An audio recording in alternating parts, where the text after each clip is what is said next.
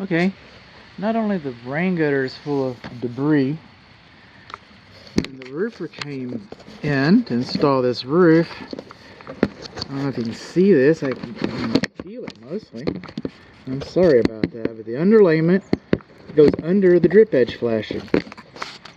The underlayment's supposed to go over the drip edge flashing so water can cascade off of it.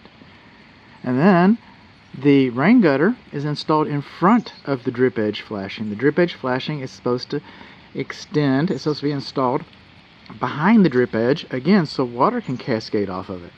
What does this mean? That any water that gets past the shingles can roll, some roll under the drip edge flashing, and any water that rolls off of the drip edge flashing can roll behind the rain gutter. And what's behind the rain gutter? All this wood.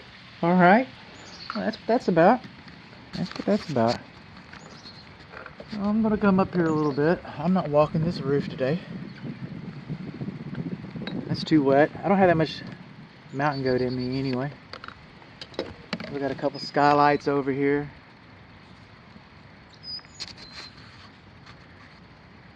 A little bit of, can you see this? Okay, got some scuff marks where the roofers, and this is the lowest slope. They use this for traffic. It's just a little boogered up around here. You can see scuff marks right there. See that? Okay, guys, come on. Pretend like it's your roof.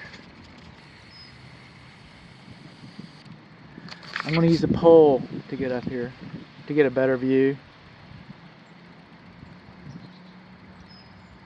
See these nail holes right in here? Nail heads. See those? Those are acceptable. Not the prettiest work you ever saw, but the siding manufacturer is good with that. That's not an issue.